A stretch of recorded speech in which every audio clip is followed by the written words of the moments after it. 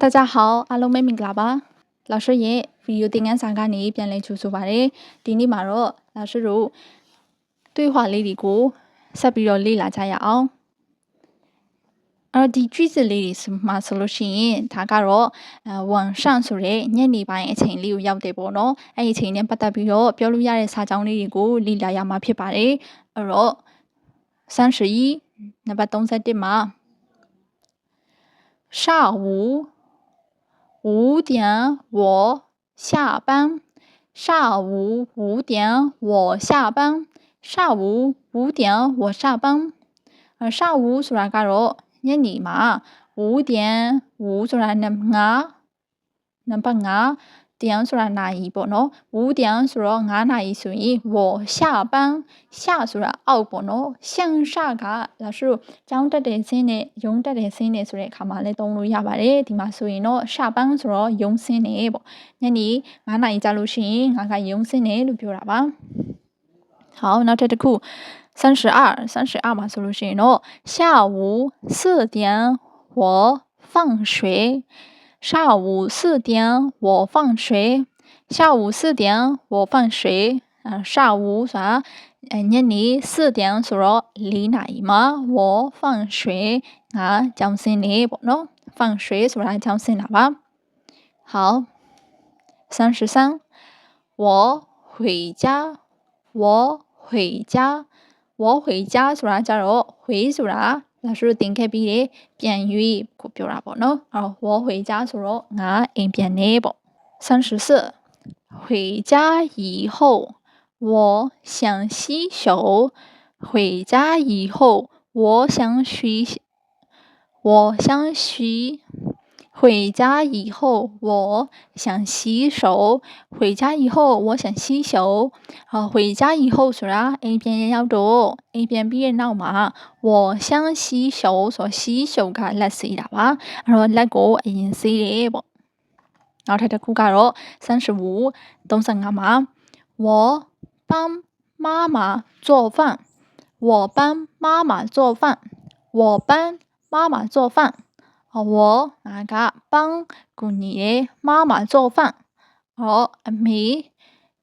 做饭ဆိုတာဟင်းချက်တာပါအဲ့တော့အမေဟင်းချက်တာကူညီတယ်ပေါ့好36မှာတော့我吃晚饭我吃晚饭我吃晚饭我ငါက吃စားတယ်晚饭晚饭ဆိုတာညစာဖြစ်ပါတယ်饭ဆိုတာကကျတော့ထမင်းပေါ့နော်晚ကကျတော့ဒီညကိုပြောတာပေါ့နော်吃晚饭ဆိုတော့ညစာစားတယ်ပေါ့နောက်တစ်ခုကတော့39မှာဆိုရင်我洗碗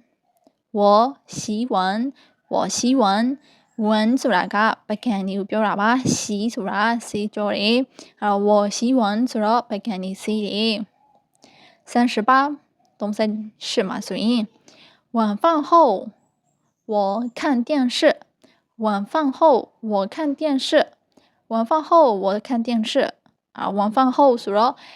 ညစာစားပြီးရဲ့နောက်မှာ我ငါက看ဆိုတာကြည့်တယ်电视ဆိုတာ TV ကိုပြောတာပါTV ကြည့်တယ်ပေါ့နောက်တစ်ခုကတော့39我玩手机我玩手机手機ဆိုတာဖုန်းကိုပြောတာပါ玩ဆိုတာကစားတာကိုပြောတာပါ我ဆိုတာငါ我玩手機ဆိုတာငါဖုန်းကစားတယ်ငါဖုန်းဆော့တယ်ဒါမျိုးတွေကိုပြောတာပါ40နံပါတ်40ကတော့我听音乐我听音乐我ငါက听နားထောင်တယ်音乐တချင်းပေါ့နော်ငါကတချင်းကိုနားထောင်နေဆိုရင်我听音乐好ဒါဆိုရင်ဆက်ပြီးတော့တွားကြည့်ရအောင်ဒါလေးကတော့夜里လို့ရေးထားတာပါ夜里ဆိုတာညအချိန်ပေါ့နော်နည်းနည်းညနေသွားတဲ့အချိန်ကိုပြောတာပါအဲ့တော့41မှာဆိုရင်我做作业或者复习功课我做作业或者复习功课我做作业ဆိုတာကြတော့ငါအိမ်စာတွေကိုလုပ်တယ်或者ဒါမှမဟုတ်复习ဆိုတာပြန်ပြီးတော့လေ့ကျင့်တယ်功课ဆိုတာကျောင်းကအလုပ်တွေပေါ့နော်ကျောင်းကပေးထားတဲ့ test တွေကိုပြန်ပြီးတော့လုပ်တယ်လို့ပြောတာပါနောက်တစ်ခုကတော့42 42မှာဆိုရင်我和朋友聊天我和朋友聊天我和朋友聊天我ငါက和ဆိုတာနဲ့ပေါ့နော်朋友ဆိုတာတငယ်ချင်း聊天ဆိုတာကျတော့ဒီအလာဘတာလာဘပြောတာပေါ့နော်ဒါမျိုးဆိုရင်ငါတငယ်ချင်းနဲ့စကားပြောတယ်ပေါ့ဒါမျိုးတွေလည်းပြောလို့ရပါတယ်နောက်တစ်ခုကတော့43နံပါတ်43မှာဆိုရင်我洗澡我洗澡ကဲ我洗澡ဆိုတာရှိကပါတယ်အထဲမှာရှိရပေါ့နော်အဲ့တော့ငါရေချိုးတယ်44 44မှာဆိုရင်တော့我刷牙我刷牙ဆိုတာဘာကိုပြောတာလဲ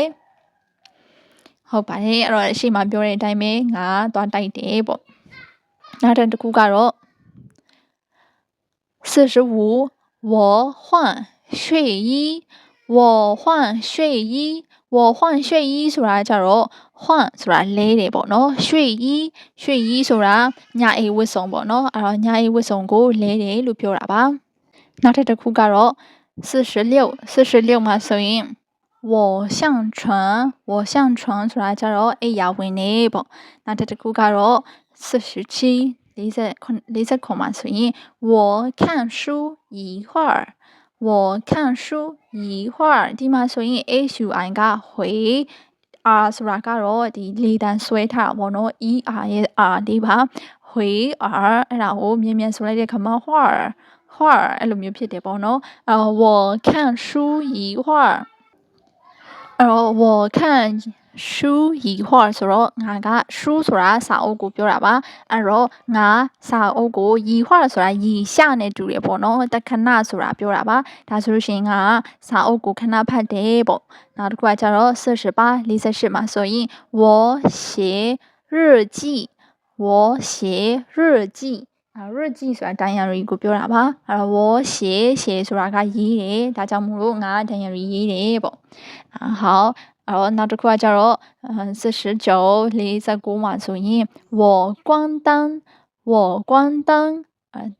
光ဆိုတာပိတ်တာပါ灯ဆိုတာကျတော့မီးကိုပြောတာပေါ့နော်我关灯ဆိုတော့မီးပိတ်လိုက်တယ်ပြီးတော့无啥ကျတော့我睡觉ဆိုတာအိတ်တာပါ我睡觉ဆိုတော့ငါအိတ်တယ်လို့ပြောတာပါ好ဒါကတော့老师ကဒီ short sentence လေးတွေအကြောင်း50ကိုထည့်ပြီးထားတာဖြစ်ပါတယ်ဒီကနေ့သင်ခန်းစာကတော့နောက်ဆုံးဖြစ်ပါတယ်老师သင်ခဲ့တာကတော့拼音ရေ hands ရေနောက်တစ်ခုကတော့ဒီ short sentence လေးတွေပေါ့နော်ပြောပြပေးသွားတာဖြစ်ပါတယ်好大家再见နောက်ခါမှပြန်တွေ့ပါမယ်